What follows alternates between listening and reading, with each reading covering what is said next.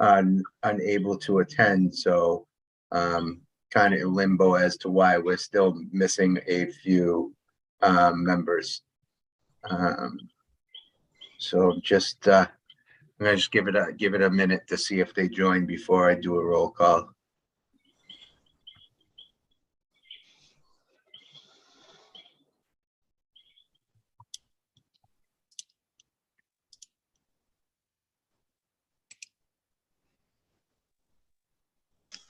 I felt horrible. I didn't make it to the other appointment because I got COVID while I was on vacation. No, it's okay. That meeting was canceled anyway. I sent you an email. I'll explain Yeah, it. yeah, but I still felt bad in general. I like to make it to all meetings if I can. That's okay. All right. What we'll do while we're waiting to see if they join is we'll start with the Pledge of Allegiance. I pledge allegiance to the flag of the United States of America and to the republic for which it stands, one nation under God, indivisible, with liberty and justice for all.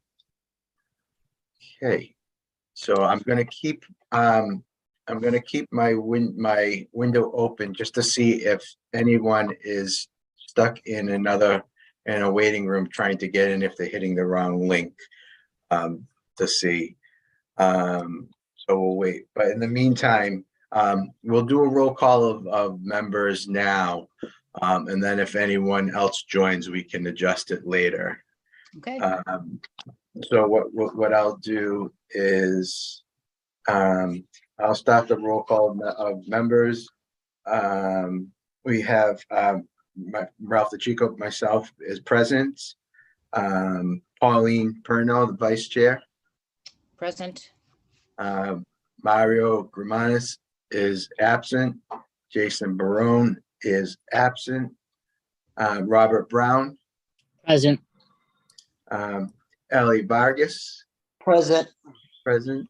And Sophia Mahmoud, our student liaison, she had emailed me that she was going to be on. Sometimes she hits the wrong link, so I'm going to watch it. So as of right now, she's absent, but I will, I'll adjust that if she comes in. I had sent everyone a copy of the meeting minutes for last month. If we don't have anything to basically vote on tonight, so we don't have a quorum until we get a couple of more members. But since we don't have anything to vote on, it's okay for our meeting. But as I've mentioned before, it's very important that commission members attend these meetings since we only meet once a month. But luckily we don't have anything that has to be voted on. So if everyone was able to take a look at the meeting minutes from last month, a lot of the items were carried over to this month anyway. But if I can have a motion to approve the meeting minutes from December 13th, 2022. Is there a maker of the motion? Approved. Motion. All right, Robert makes the motion and Ellie will second the motion. Okay. Okay. So that was item one. Item number two is updates, next steps from the November meeting, that were tabled at the December meeting. One of the items that was tabled, if there was any updates from Pauline regarding the calendar for monthly future guest speakers. I know you, Pauline, you were waiting to hear any responses back. So I'm not sure if we have received any responses back from anyone. I haven't yet, and I've actually reformatted this a little bit. Okay. Because my fear is that I was going to get all these responses back, all wanting to come on the same night. So what I did is I sent out the first half of the year's meeting dates, and I've started cycling out the fire, police, DPW for the sidewalks and some construction issue that's going on. And then I tapped into Mystic Valley. So what I'm going to do is I'm waiting for police to come back first to pick a date. Then I'll X out that date, send the future dates as soon as I get a response. So I figured instead of us getting 4 or 5 people all wanting to join on one day, to at least exit off so that we had, open spaces, closed spaces. So Okay. that's what I'm waiting on. And as soon as I get that, what I will do is I will forward our first speaker for February, and then I will do the March one, the April, the May, the June. So I did the first half, and I double checked all of the dates according to the email that came out with from City Clerk's office of our meeting dates. I wanted Okay. to make sure I had them all right before I did that. So that's where we are on that. And as soon as I get confirmation on our February 14th meeting, I will let you know, and then we can go from there. Okay. All right, perfect. Hi, Mario. I see Mario's Hi, here, so Ralph. we can I know I'm mark a him little as late. present. I'm And Jason's present. on the way? Yes, he's running a little late due to Okay, traffic. just let but, us know, just let us know so we can mark him that he's here when he's present, when he comes. We just Will started do. anyway. Yes, I'll let Thank you. Yeah. Thank you. Okay, all right, Pauline, thank you for that update. I appreciate it. If there's anything you need me to do too, just let me know. No, yep. Appreciate it. And then the second thing that we tabled is there any follow-up or any update information regarding any contact or anybody sending any information back about therapy dog agencies or anything regarding that? I reached out to a place, Paws with a Clause, and it's a pretty national known brand. And I'm waiting to talk to them because I was curious to see if they might be interested in joining in on a meeting. Oh, perfect. All right, if they respond to, just get back to Pauline. With that Yeah, contact. I'll see, any future conversations, I'll CC her in it. Perfect. Thank you. Thank you. Excuse me, All right. Bobby, is that CLAUSE or CLAWS? Just like it sounds, Paws with a Cause. Oh, cause. I thought you said clause. Okay. No, Sorry no, about that. Cause. Yeah. Okay, Cause the gotcha. cause. All right, I got you on that. All right, good. Okay, so we're awaiting pause with a cause, and I reached out to a couple of disability commissions in the area, and I'm waiting to hear back from them to find out if they've had any contact with anyone. But in the meantime, tonight I sent out an email to, let me find, her name is Amanda Dominici. I don't know if you all read the article about the therapy dog that goes to Hill School. So I Yeah. figured instead of sending Wheel, we should maybe tap into her and find out her contacts, and maybe go from there to see what we can get moving. And again, maybe get them on board to come to a meeting as a guest and share with us some information. So that was one thing. I also talked with my ongoing animal / dog trainer that is absolutely wonderful about the Therapy Dogs International, TDI, which is a national program that goes through training, and it outlined a lot of information about what dogs have to do in order to certified therapy dogs. And apparently Goodfellas in Saugus is the one that they do all positive reinforcement training. And so I'm going to actually see if I can pop up there to see if they have any therapy dogs that are like in training right now to get a handle on what exactly we were looking at. But I figured by tapping into the teacher at the Hill School, she's a sped teacher. I don't know her, so I'm waiting to hear back to get some information from her. I'm waiting on Newton Council on Disabilities / the ADA coordinator, who is Ginny Fairley. I don't know her personally.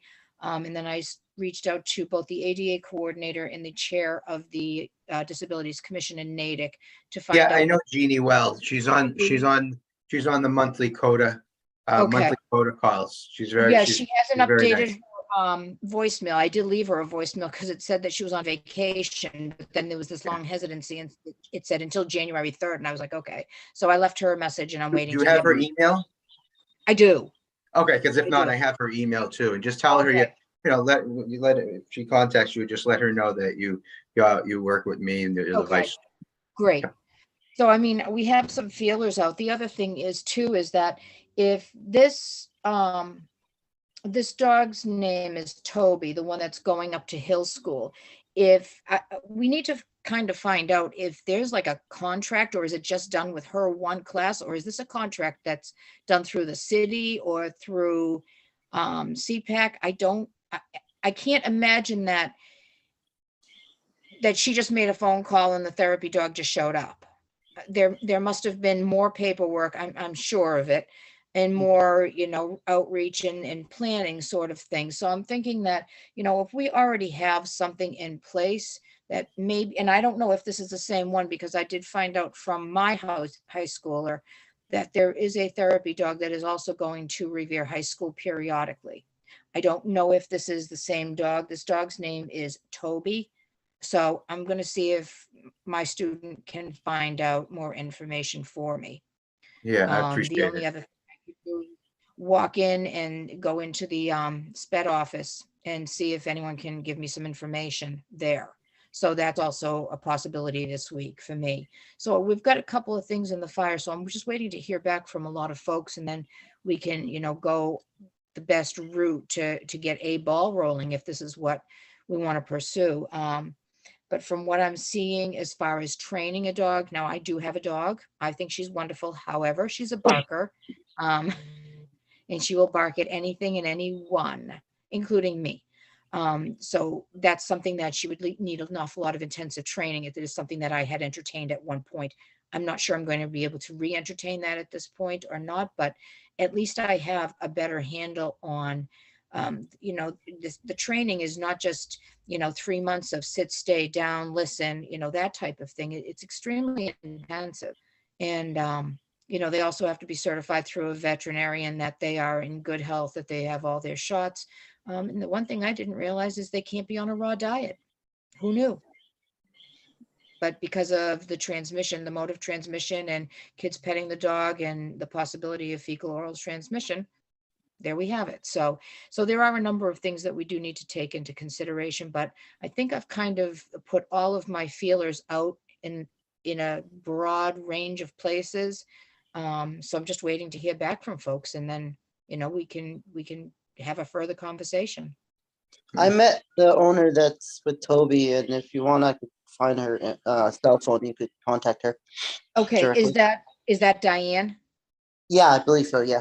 Is Diane her owner or her handler, or both? Do you know, No, Ellie? owner. I believe so. Owner, because it Mhm. said it named her handler as Diane.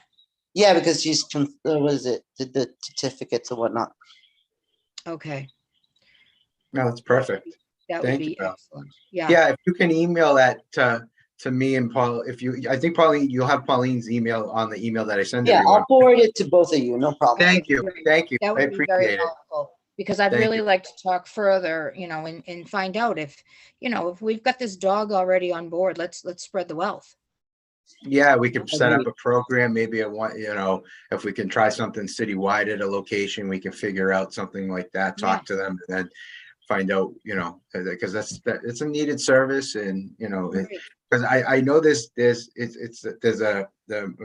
an emotional service dog that goes to Children's Hospital, and it's just good for a comfort dog. Yeah. Because when I had to take my son there, they told me about it.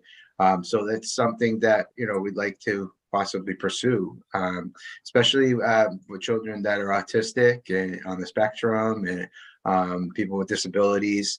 It just an avenue, even if it's once a month. It'd be nice if it's once a week to have one place that they can go and do it. So Even if we try to do somewhat of not a pilot, but just a come and see if Right. there's even any interest. I mean, if there's no interest from parents, then it's kind of like, okay, we'll just leave it for where they're already in. But I mean, certainly if you have 20 parents or 20 families attend, and 18 out of those 20 are interested in having this as, just a kind of something to look forward to here on our calendars. Here's the therapy dog night or day or whatever, and something for the kiddos to look forward to, or not even kids, adolescents, adults, whomever, to look forward to. I mean, I know for myself, if I know that there's an ice cream social coming up and I'll have it on the calendar, I am focused on that. I could, I can do anything I need to get through. But if that ice cream social is front and center, That's where my mind is going to be. And so I see that as something, a very, very positive thing. If we could have it, here's a date to look for, here's a time to look for, here's what to look for. I think that that would also promote it very easily. And again, parents might say, not for me, not for me. A lot of people do Right, you have give them the fear. choice. Yeah, give them Right. that choice. Give them, let's get some feedback. Let's get some information. I like that plan. Definitely. All right, so One of the things that I just wanted to note quickly, and I just wanted to make sure that it's working on everyone's end. I noticed that it's working on Revere TV because I have it, the TV closed caption is coming on everyone's screen. Is that correct? Because that's what I've been trying to do the past few meetings to help some of our disability community to try to add the closed captioning to our meetings. Of course, it's not 100% accurate. There are some problems with some of the translation, but it looks like most of it is coming through pretty good. So I'm trying to make sure that I can have this accessible for a lot of different people in the community. So if ever anyone sees that it's not working, please remind me during a meeting. Ralph, can you make sure that you turn it on? That's one thing that I like about doing the Zoom meeting so that I can do this. Okay, those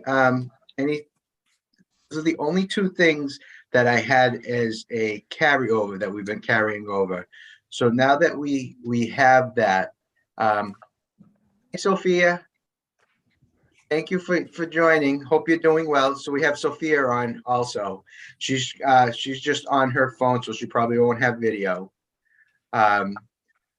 So we were just going over a couple of the agenda items. We were just doing item number 2. I'm just going to move to item number 3, which is the CPAC January events. If there is any items for January, or if you guys started planning any of your calendar for the year, or what the planning is for that, if you just want to update anyone on that. Yeah, as of right now, we have our next meeting January 26th at 6 p.m. at the Revere High School Commons. We are shooting for a Valentine's Day party. We're trying to get everything, I'm trying to figure out all the dynamics of it. We are, we have a school liaison, Tracy, and, but other than that, it's just me.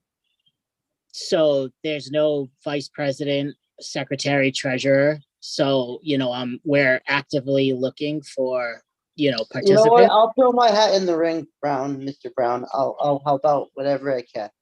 Awesome. I'll shoot you an email after the meeting. But yeah, other than that, no, we can't. There's nothing to go over. We had that great Winter Wonderland party. That was awesome, and we're looking forward to a lot of the future events coming up.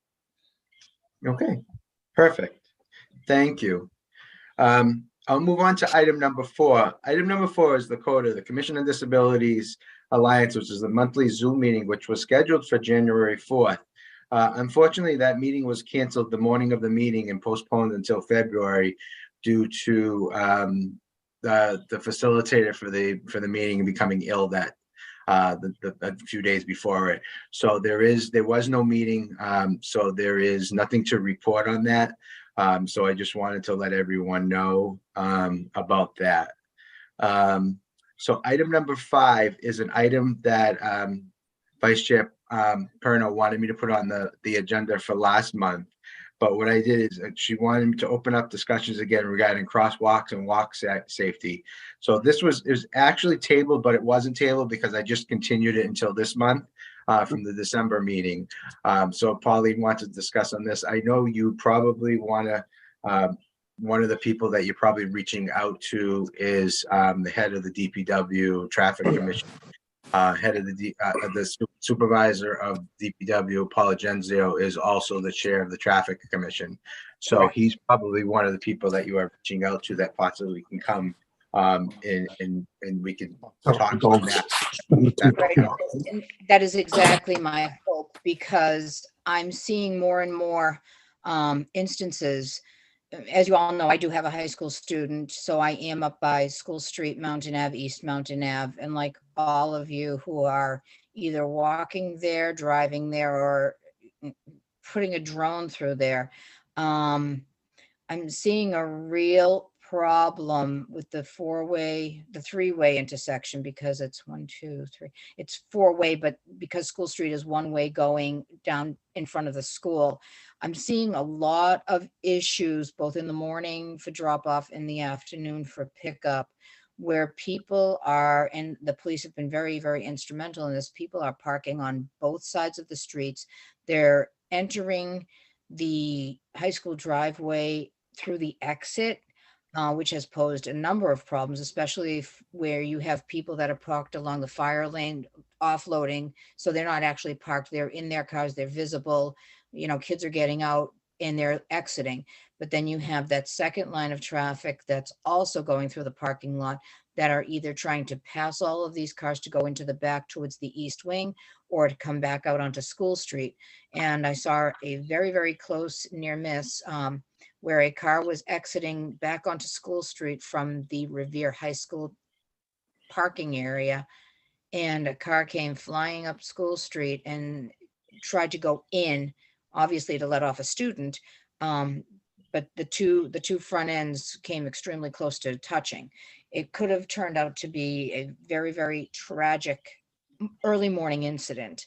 So I think that we need to have a conversation about the traffic pattern there, and also the walking patterns. I think that maybe at some point, because what's happening is the kids that are walking across the street from East Mountain Ave onto the school property, you have one kid that crosses, and so cars are stopped.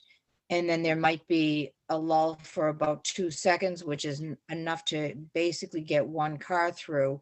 And then you might have two kids. And I think that, I'm not sure if a crossing guard would be an appropriate move for that particular area, or, is it something that's been visited at any point in time that traffic signals go there? So that's something that I'd like to ask Paul. That's my first question on my agenda. But then I'd like to turn our attention also to, the crosswalks. I live over here by the beach. The people crossing from all of the new condos and apartments, they're crossing the street now that it's dark at an insanely horrible time. And they're crossing, you can't see them, they're not visible, there's no illumination, or the only illumination is on the side with the buildings. There's absolutely no illumination on the side of the on the beach side of the state side of the road. yeah. Yeah, I And agree so with you. it's becoming really, I mean, I personally have almost hit two people, and I think I'm a pretty good driver. Right. It's almost like the state put the sidewalks down on that side now, but they didn't put no illumination. There's no illumination. And the other thing is that you cannot see people coming onto the area that is now sloped down to make it handicap accessible. You can't see people on there until you are right on top of that crosswalk. So yes, I can slam on my brakes, but the person in back of me is also going to slam into me, and then possibly me go into them anyway. So I think that, we can say heightened awareness on the part of the driver, pedestrians, you need to take extra care, but I think that really the state can do a little bit better. And even, Revere can do maybe a little bit better in trying to get the illuminated signs, which, the flashing and whatever, and that type of thing. Because it really does make a difference if you can visualize that bright yellow light saying, there are people in the crosswalk. Even though I might not see them, they still might be there. So I think Easy, that guys. we really I have to agree. have a further conversation on all this. I have to agree with you, but there's unfortunately the reality is in the political world, the statement's going to come back from state or federal, and the reality is going to be the first word out of their mouth is how many injured or dead. They Yeah. do not, unfortunately, when the quiet car came out, that was the first thing that was out of their mouths. This shouldn't come out of federal people, but this is, when those cars came out, there was no thought to anybody with disabilities or anybody else. All they care about is money, deaths, and the amount of injured. That's why if you notice the same thing with the sleeper things there for the kiddos over there, that's all they care about. If they don't hear about any injuries or deaths, they don't care. I'm going to be honest. I'm not saying that they're not going to do it. I'm just saying that it's going to be low on their totem pole unless we've got high numbers to say this is unacceptable. I'm sure you see it. They probably pull the same stuff in the school and nursing world as well. They're going to say, it's like with grades. What do they care about? If the kid's doing okay, we don't care. It's fine. But if they're not, they're doing horribly, what happens? They come back and yell at everybody, right? So Right. it's the same thing. Sadly, I used to walk that area too, but I think we should try and put some effort on some illumination.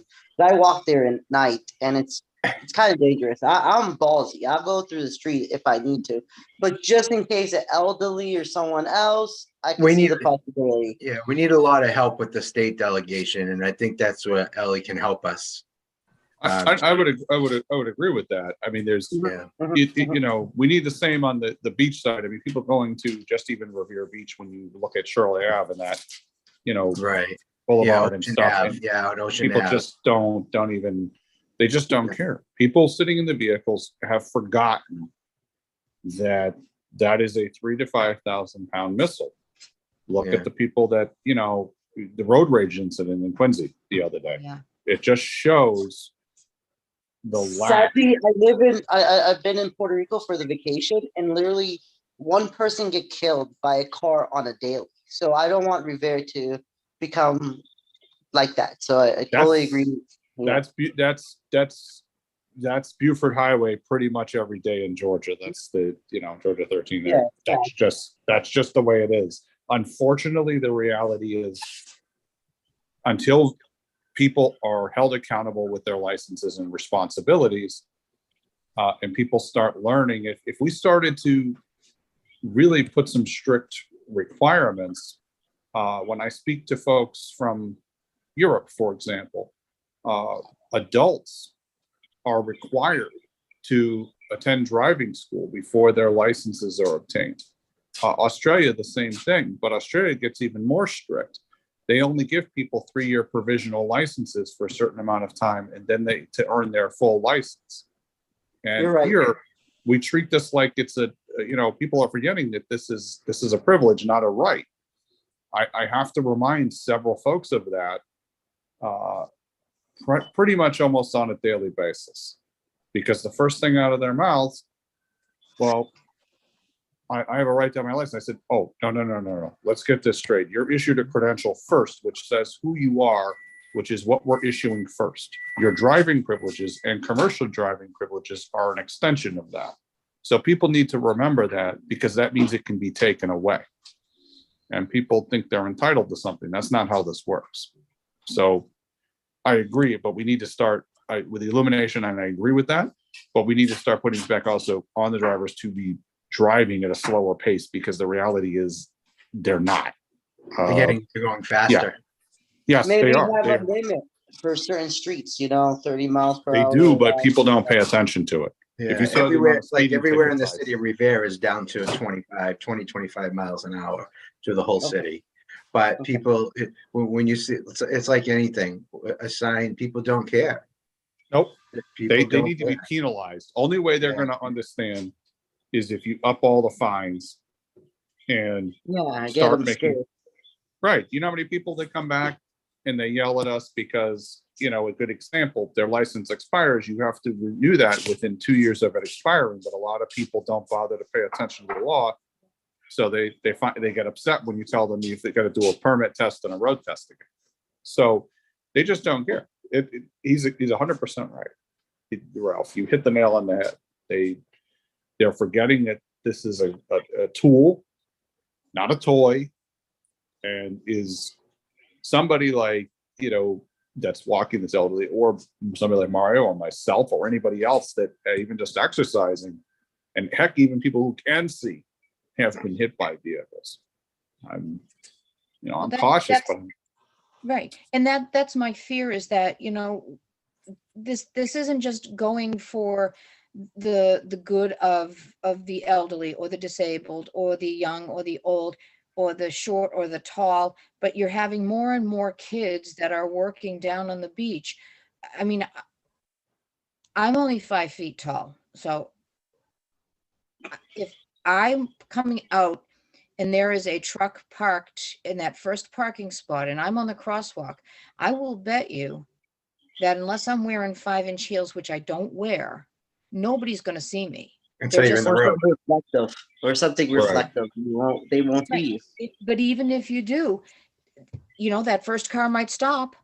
But who's to say that number 2, 3, 4, and 5, and 6? And because we are having an increased amount of vehicles on the road, I mean, everybody and their sister and brother are using Revere as their transportation into the city, because all of the stuff on the Tobin Bridge, you're down to one lane, you've got a bus lane that there's no buses in, and people are trying to find creative ways to get where they're going.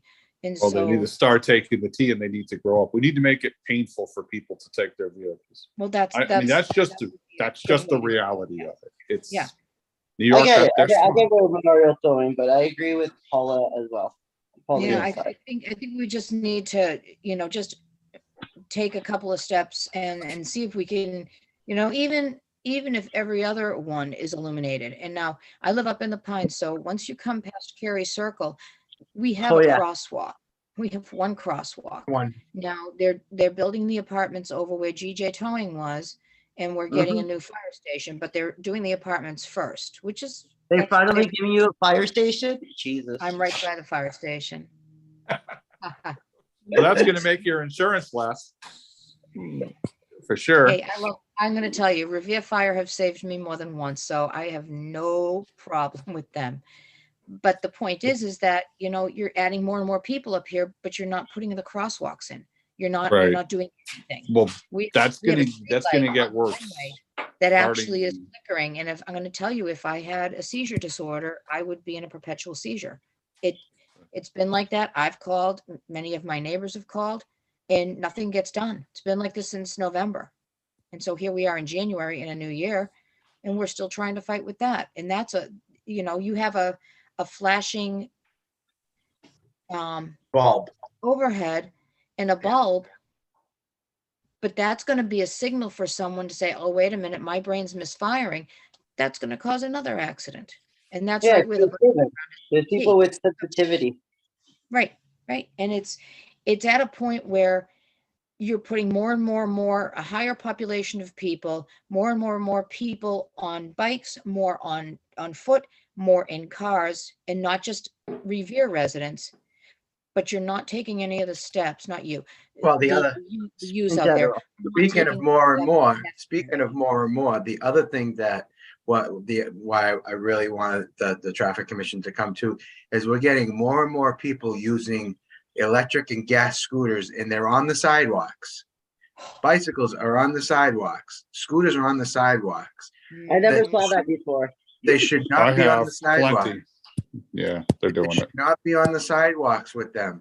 If there's a person that's walking with visually impaired, so, and Mario and Jason, I don't mean to put you on the spot. If you're visually impaired and there's somebody, you don't expect somebody to be coming down the street on one of those, on the sidewalk on one of those scooters, you can really get injured. Yes. They should not be on the sidewalks, and that needs to be enforced. They should not be on the sidewalks with those. Right. We have laws and we should enforce them when needed. I totally agree. Right. So I think that I'm hoping that DPW calls back first. Yeah. Happy Hopefully Valentine's Day. hopefully they'll see the meeting, or somebody will tell the meeting, because we do have issues. There's a lot of issues, not just with cars, with scooters on the sidewalks. It's not just kids that are riding the scooters, it's young adults, it's adults, and they're just going down the sidewalks, and it's not just It's not just side streets, it's Broadway, it's main streets that they're riding them on. And you're just waiting for an injury to happen. A lot of them are weaving in and out of traffic as well. So the ones that Exactly. are on the road, they're coming up. I had one that whacked my side mirror because, he was intent. They're He trying to wanted, get through traffic. and they don't care. Everybody's got to be first. Everybody's got to get there yesterday. But if you're going to get Everybody's injured, in a hurry to go nowhere. right? If you're going to get injured, it's gonna matter. So I think that we have a lot of work to do. Again, and I mean, I'm thinking ahead, in the summer months where you have different establishments that are seasonal, like the Twist and Shake. So they open up and you've got another, 5,000 people visiting them on a 95-degree day. That's gonna increase your population even more. So Right. I guess it's wishful thinking on my part. I want it to be summer. Definitely. All right, keep us posted on, we'll need some people to come to the meeting to so that we can bring these items up. Pauline, just so you know, we do have, everyone's in the meeting except for Asma. She had a meeting that she had to attend tonight, and she forgot to send me an email. She Okay. texted. So everyone else is here. Sophia is here. Yeah.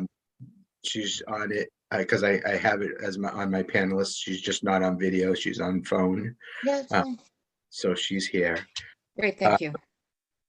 If anybody else have anything else on item 5, if not, I'm going to move on to item number 6.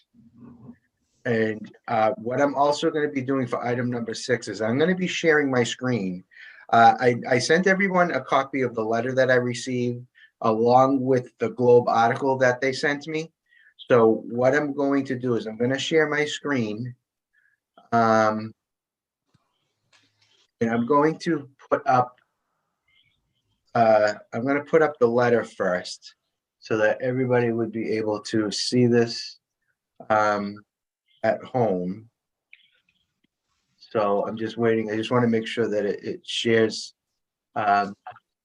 fine. Okay, so I actually was contacted by 2 people. I was contacted by a resident in Melrose who helps out on the Commission on Disabilities, but she's not on the Commission on Disabilities, and gave me a little background information about what's going on. And she let me know that I would be getting contacted by the chair of the Melrose Commission. He's been reaching out to other commissions. So what I will do for the edification of, I paused it. Why did it pause? Let me get it back. I hit the wrong button. Where did it go? Why did it stop sharing on my end?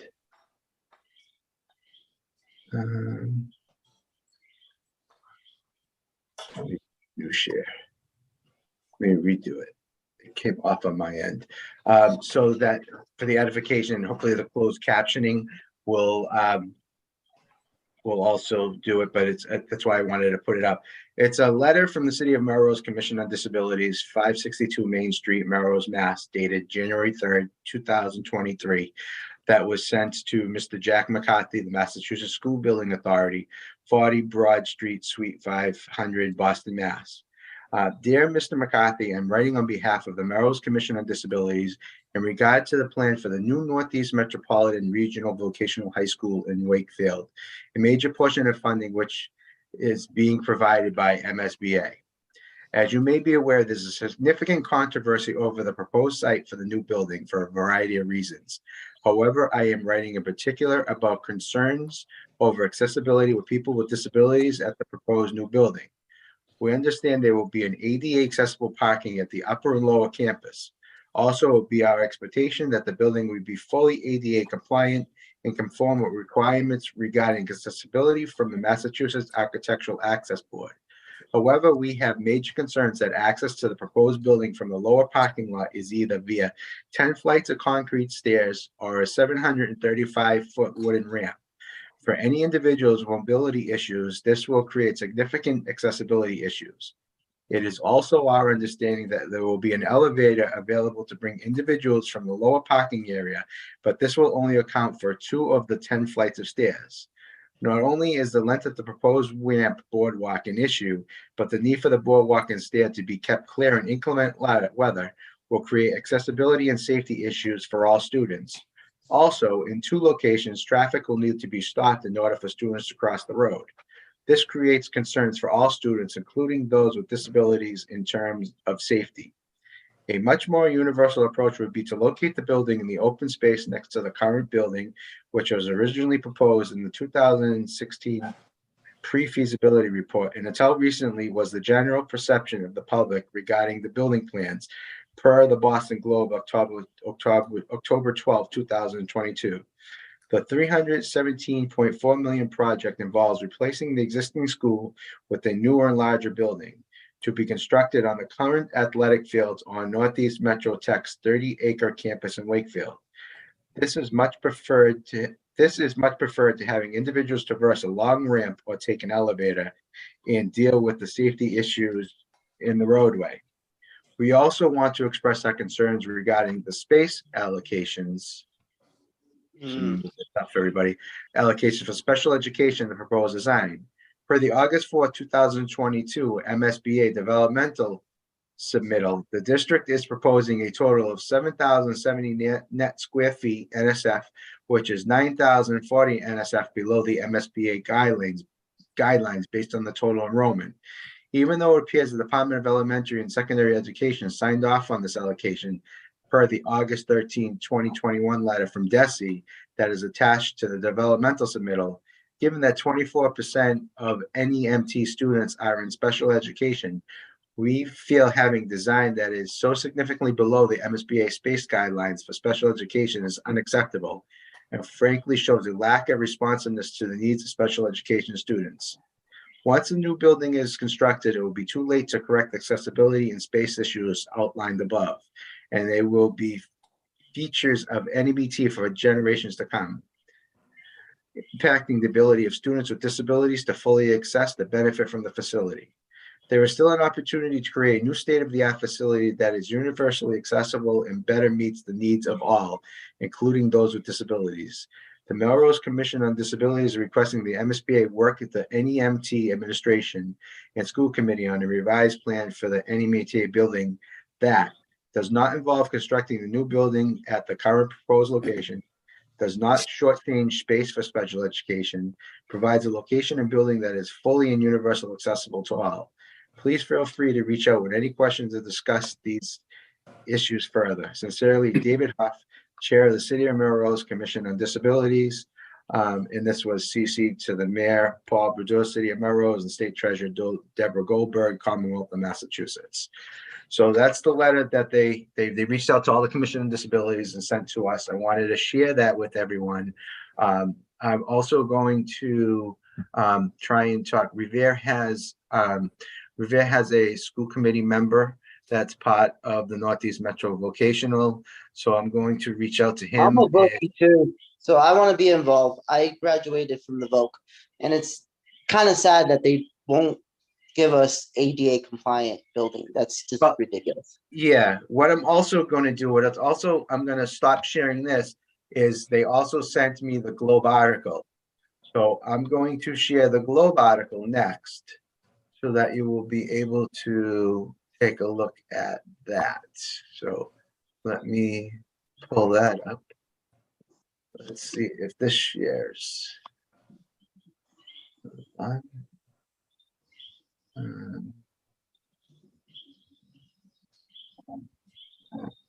and find that one. And this is going to be the article that was in the Globe that they also sent me for you to take a look at. Just going to wait for it to pop up. There's a little bit of a delay on the TV. So this was published in the Boston Globe. As you can see, the top site for New Northeast raises opposition in Wakefield, the Boston Globe. This is dated December 6th, 2022. I sent this to all the members also. Hopefully you all received this as the attachment. And it goes on to discuss different things.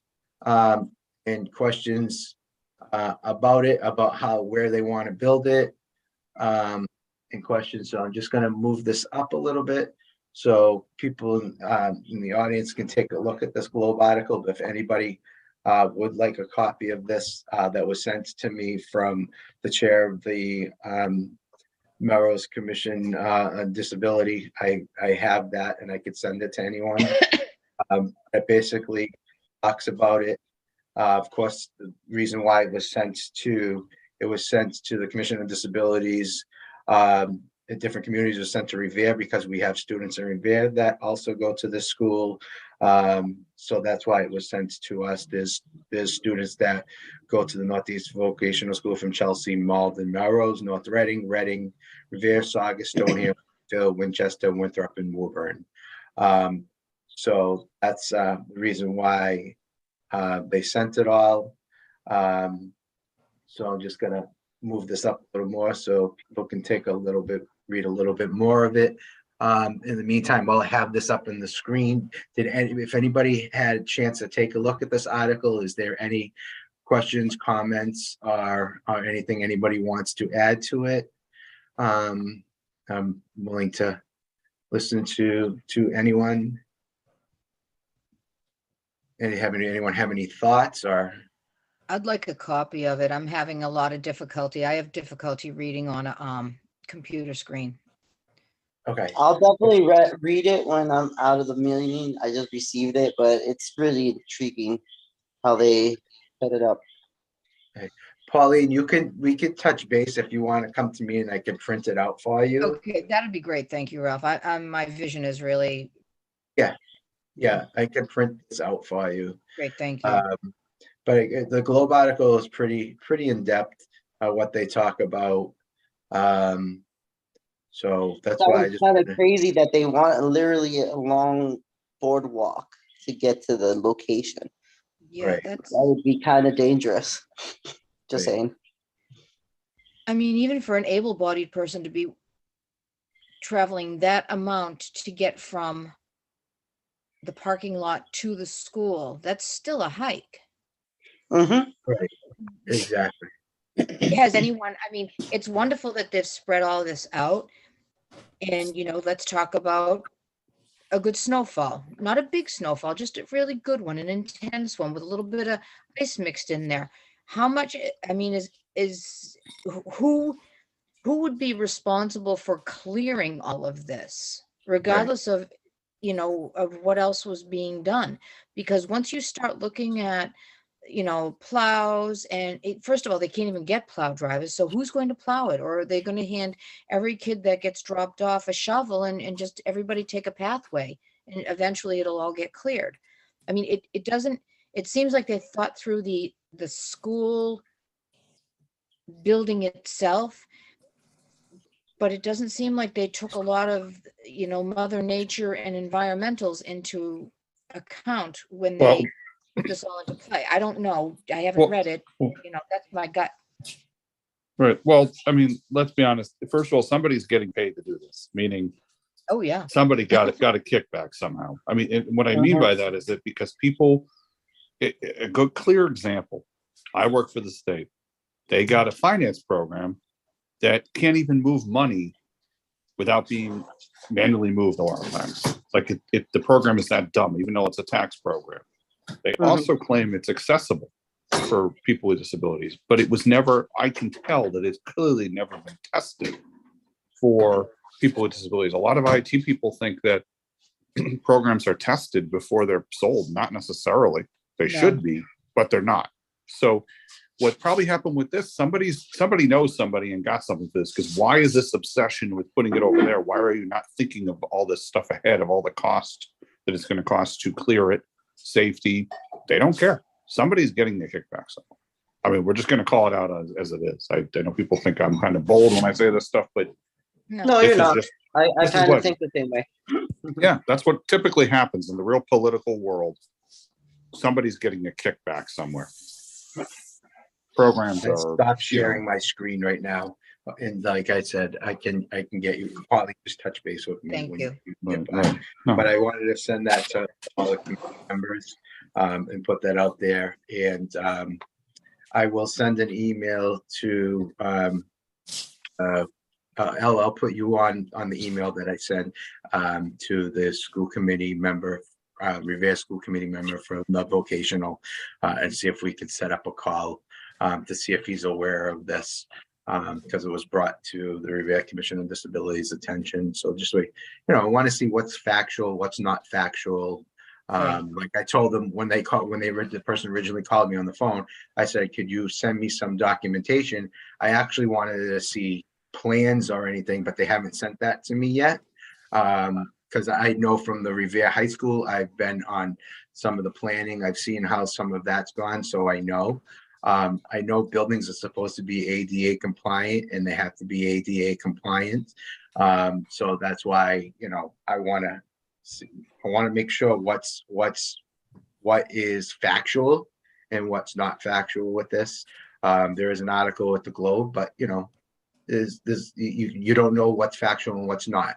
So I want to. We need to see some hard numbers in paper. Exactly. I Agreed. So I don't want to say, this is factual and not factual without, seeing the right documentation for it. And not just go by a letter or an article, but this is just my style, because everybody that knows me, I like to do my due diligence and find out facts before I do anything. Right. Sometimes by the time we try to find those facts, sometimes things are too late. And I mean exactly. I mean, Right. The reality is there's, I to tell you that a lot of people do not take into consideration the way you would think. When I worked in Georgia and I went to the office building, we had things to be able to make the doors handicap accessible. Okay. ADA says so. Well, except what my company did.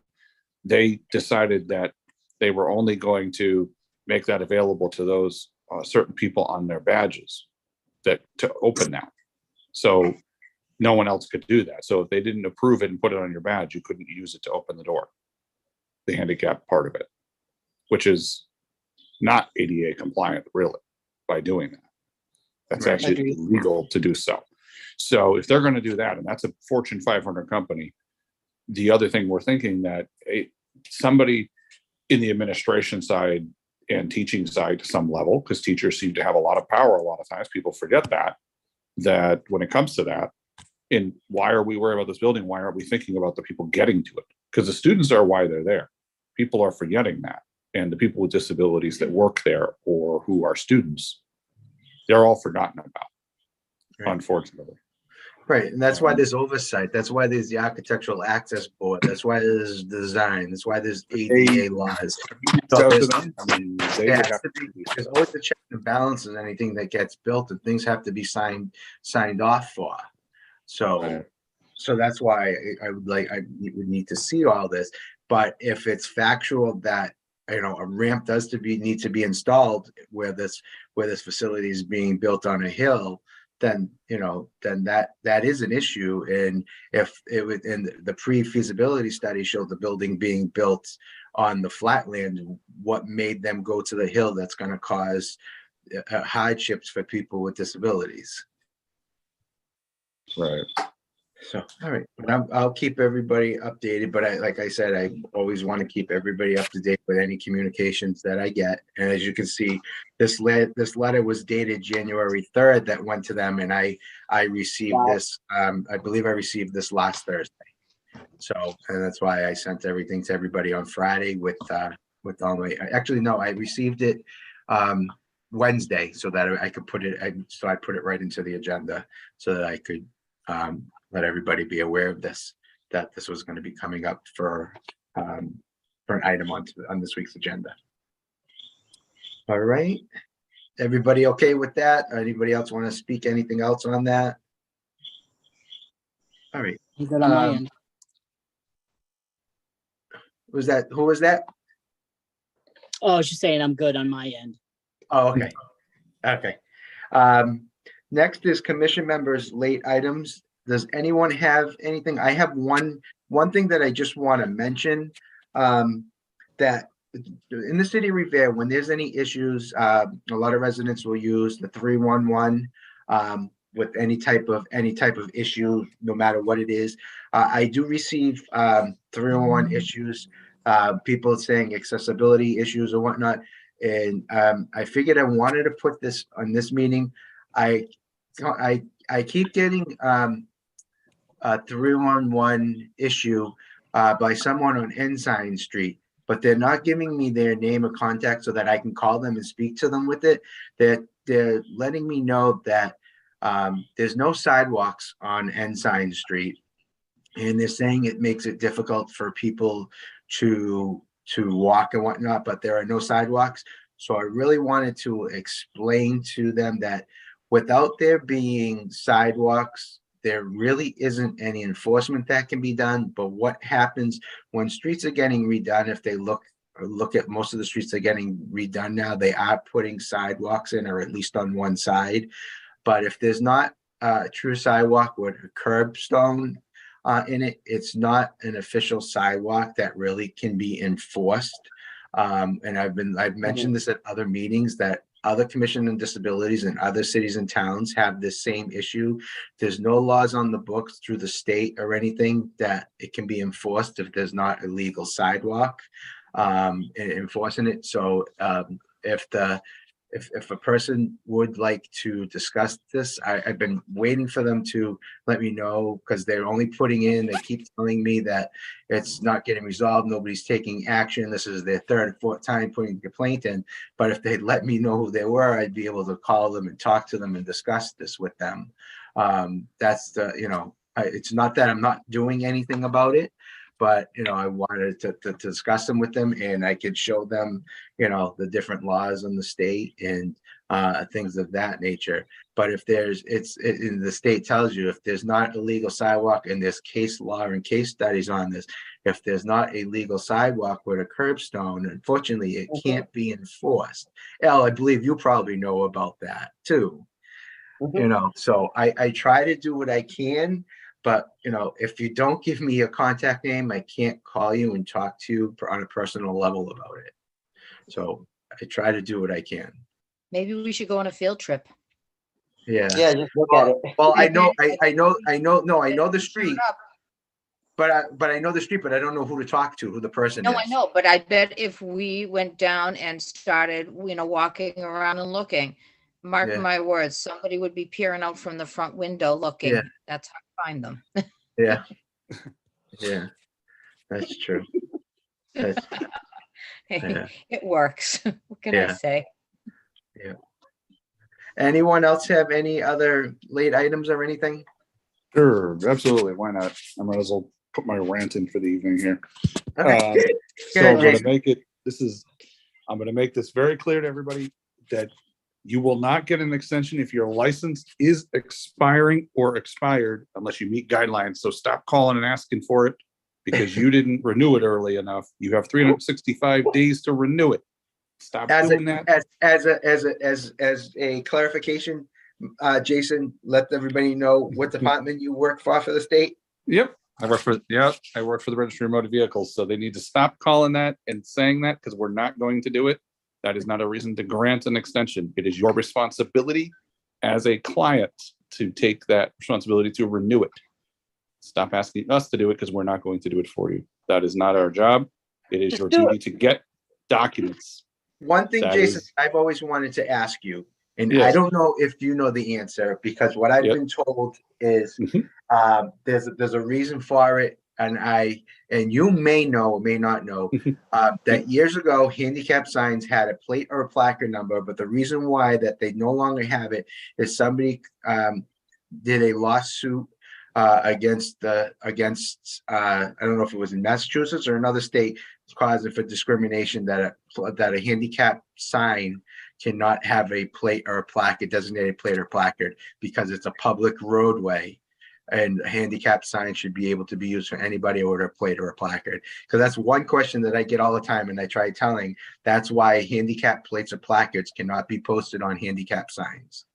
Yeah, I'd have to research that. I don't know if see, I think that depends on if you're talking about It depends on whether it's on public road and whether it's on private property. Yeah, no, and public people- road, yeah, public yeah. roads, they can't have Yeah, it. I don't think they can unless, let's say, like the home, let's say, but numbers could change. And so I think they don't want to get into that. That's part of it, because then people would have to maintain that as well. Because if somebody sells a home, for example, let's say you did have that sign, they sell the home and there's someone's plate numbers on it, that's going to be a problem. So Yeah. that's the only thing I can think of off the top of my head, but I'd have to really research that. I don't know. We don't get into that as much at my office. Yeah, But the other rant piece here is get your documents. You need a US passport, birth certificate, or immigration documents. Get them. Please don't wait. And it is not our responsibility to get them for you. We will try to give you, options, but I also have to make it clear, and this is very important, and I mean this respectfully, but Puerto Rico has decided that all birth certificates before 2010 are no longer valid if you don't have the correct style. So you need to contact Puerto Rico. It is their decision, it is not the US decision, and it is not up to the registry. So I'm I sorry know if you're that out of law. luck and you cannot drive. Exactly. Yep, I just try to make it very clear because we get the calls all the time and they're yelling at me. So this is not, yeah, we like, yeah, they like yelling at you. yeah, they don't yell at me. I had a guy argue with me and think he wasn't going to pay for Join something. the So club. I I get just make yelled things at all very the clear. time.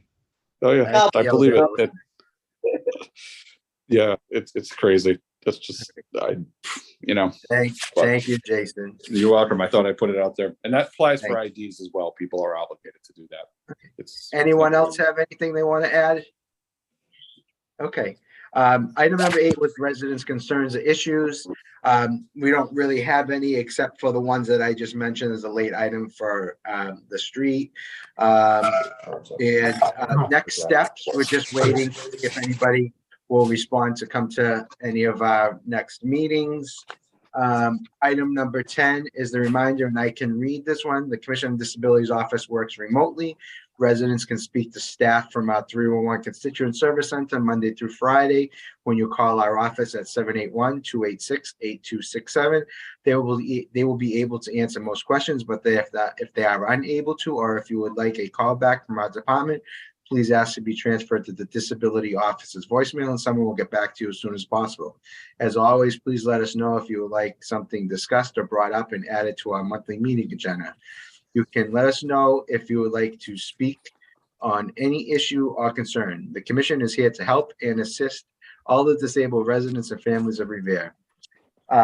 Before I ask for a motion to adjourn, our next meeting via Zoom will be Tuesday, February 14th. 2023 at 6 p.m. Jason, I expect a nice Valentine's card from you on that day with a Valentine's box of chocolate. That's going to come your direction too over here. All right, so if I can have a motion to adjourn. Motion. Second. Mario made the motion to adjourn and Ellie made seconded it. So thank you, everyone. This concludes our meeting for Tuesday, January 10th, 2023. Everyone have a nice night and a nice rest of your month. Thank you so much. You too. Thanks. Bye. Take care. See you next year. Bye-bye.